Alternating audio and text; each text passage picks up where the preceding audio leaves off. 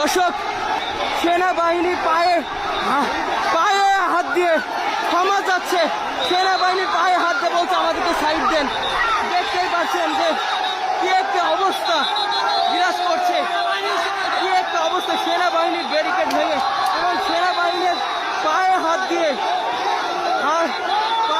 দিয়ে অবশেষে তারা সামনের দিকে অগ্রসর হচ্ছে, এমনটাই কিন্তু আমরা দেখতে পাচ্ছি। দেখতেই পাচ্ছেন দর্শক, কি একটা অবস্থা।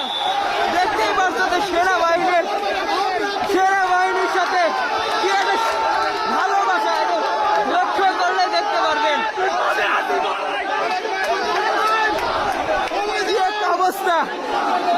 দর্শক, অবশেষে এই সেনাবাহিনীদের কেউ বা বুকে জড়িয়ে নিচ্ছে, কেউ বা পায়ে হাত দিচ্ছে, কেউ বা সালাম করছে, যেমনটা আমরা দেখতে পাচ্ছি। দর্শক, দেখতে পাচ্ছেন সেনাবাহিনী সরকার আওয়ামী লীগ থাকলেও বিশ্বাস নাই, বিএনপি থাকলেও বিশ্বাস নাই, কারণ আমরা সেনাবাহিনী সরকারকে বিশ্বাস করি। এই সেনাবাহিনী দেশের কল্যাণের জন্য যদি বিএনপি আমাদেরকে আঘাত করে, আওয়ামী লীগ আঘাত করে, সেনাবাহিনী আমাদেরকে উদ্ধার করে। যদি আওয়ামী লীগ আমাদেরকে মেরে ফেলে, বিএনপি মেরে ফেলে। দেখতেই পাচ্ছেন দর্শক, কি একটা অবস্থা।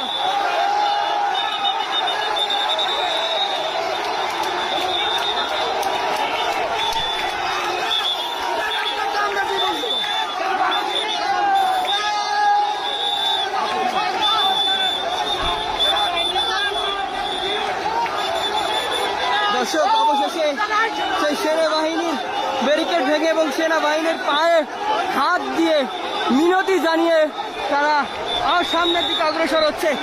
পরবর্তী দৃশ্য বলতে হবে দর্শক, এবং সেনাবাহিনীকে আসলে স্যালুট দিচ্ছে। আপনারা দেখতেই পাচ্ছেন যে সেনাবাহিনী যে কর্মকর্তারা আছে তাদের হাত ধরে, কেউ বা আসলে তাদের পায়ে পড়ে, এবং এক কথায় পরিস্থিতি একেবারে আন্দোলনকারীদের পক্ষে, যেমনটা আমরা দেখতে পাচ্ছি। এবং সেনাবাহিনী এক কথায় এক অনবদ্য দৃশ্য বলতে হবে, অনবদ্য। দর্শক, অবশেষে সেনাবাহিনীর সাথে আসলে কি একটা দৃশ্য, আসলে দেখার মতো একটা অসাধারণ মুহূর্ত বলতে হবে।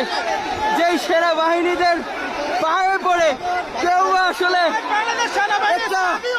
একটা একটু দেখবেন দর্শক, কি একটা অবস্থা। এমন হাজার হাজার আন্দোলনকারীরা তারা সেনাবাহিনীর ব্যারিকেড ভেঙে